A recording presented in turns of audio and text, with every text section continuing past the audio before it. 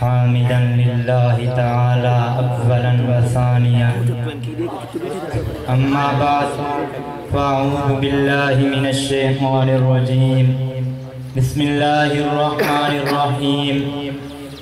ما كان محمد أبا أحد من رجالكم ولكن رسول الله وخاتم النبيين وقال النبي صلى الله عليه وسلم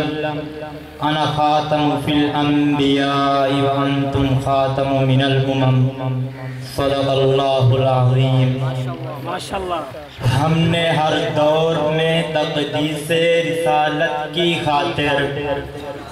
ہم نے ہر دور میں تقدیس رسالت کی خاطر وقت کی تیز ہواؤں سے بغاوت کی ہے چھوڑ کر سلسلہ رسم و سیاست کا فسوق چھوڑ کر سلسلہ رسم و سیاست کا فسوق فقط ایک نام محمد سے محبت کی ہے حاضرین مجلس کرسی انصاف کی زینت جج صاحبان آج کی اس بارونق محفل میں جس عنوان کو اپنے لبوں کی زینت بنا کر حاضر ہوا ہوں وہ عقیدہ ختم نبوت کے عنوان سے معنون ہے سامعین محترم ابتدا میں تمہیدی طور پر آپ حضرات کے سامنے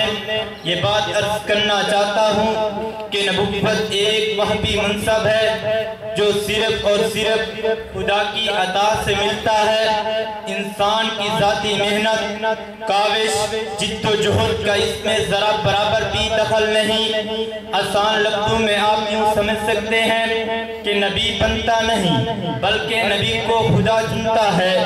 پھر جس طرح ہر شے کی ایک ابتدا اور ایک انتہا ہے اسی طرح سلسلہ نبوت کی بھی ایک ابتدا اور ایک انتہا ہے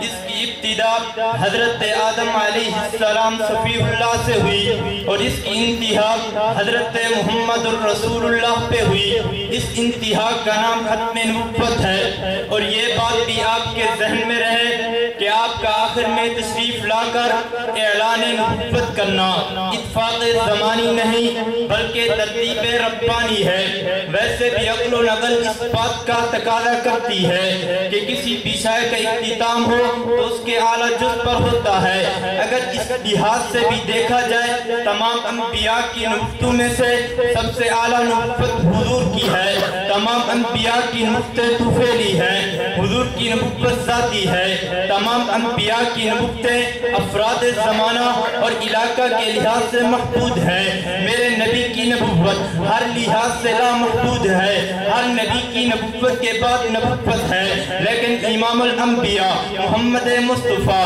احمد مجتبیٰ کی نبوت کے بعد کوئی نبوت نہیں بلکہ قیامت ہے حضور نے خود فرمایا وَعِسْتُ أَنَا بِسَاعَةً كَهَاتَيْنِ مجھے اور قیامت کو ان دو انگلیوں کی طرح بھیجا گیا ہے حضور نے اپنے آپ کو اور قیامت کو ان دو انگلیوں پر تشبیہ دی ہے روح المانی کی روشنی میں اس کی تشریح تلاش کیجئے جس طرح ان دو انگلیوں کے درمیان تیسری کوئی انگلی نہیں اسی طرح حضور اور قیامت کے درمیان دوسرا کوئی نبی نہیں جب حضور کی نبوت اور رسالت سب سے اعلیٰ ہے تو اختتام کا حق بھی حضور کو حاصل ہے اس لیے اللہ پاک نے ختم نبوت کا سہرا حضور کے سر پر باندھا اور خاتم النبیین بنایا سامعین محترم عقیدہ ختم نبوت اسلام کا ایک متفقہ اصولی اساسی بنیادی عقیدہ ہے عقیدہ ختم نبوت کو دین اسلام میں وہی حیثیت حاصل ہے جو ایک بلند و بالا عمارت میں بنیاد کو یا تندرست بنائے جسم میں شہرت اور دل کو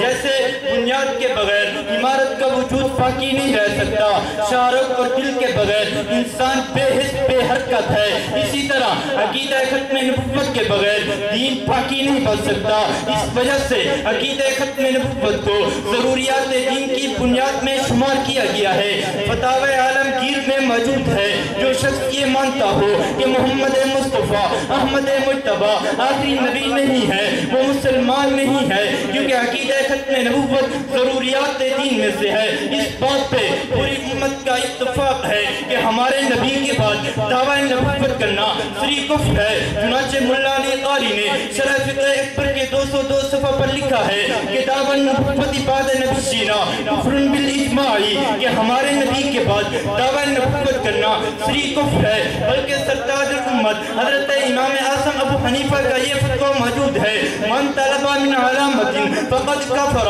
جس نے مدعی نبوت سے دلیل طلب کی وہ بھی کافر ہوگا۔ جس طرح اللہ پاک کی ربوبیت میں شک کرنا کفر ہے، اسی طرح حضور کی ختم نبوت میں شک کرنا کفر ہے، اور مدعی نبوت سے دلیل مانگنا شک کی علامت ہے۔ شم نبوت کے پروانوں جہاں صحابہ کرام نے ختم نبوت کی خاطر اپنی جان کا نذرانہ پیش کیا تو وہاں ہر صحابیات نے بھی بڑھ چڑھ کر حصہ لیا۔ ان صحابیات میں سے ایک حضرت سمیہ رضی اللہ تعالیٰ عنہ نے اپنی جان کو پیش کیا۔ دیکھو ابو جہل ایسے دردناک انداز میں شہید کرتا ہے، اس کے دونوں پاؤں باندھ کر رسہ کھینچ کر کہنے لگا بتا سمیہ تیرا عقیدہ کیا ہے؟ حضرت سمیہ کہنے لگی سن ابو جہل، مجھے اپنی سرداری پہ ناز ہے، مجھے محمد کی تابعداری پہ ناز ہے، مجھے اپنی طاقت پہ ناز ہے،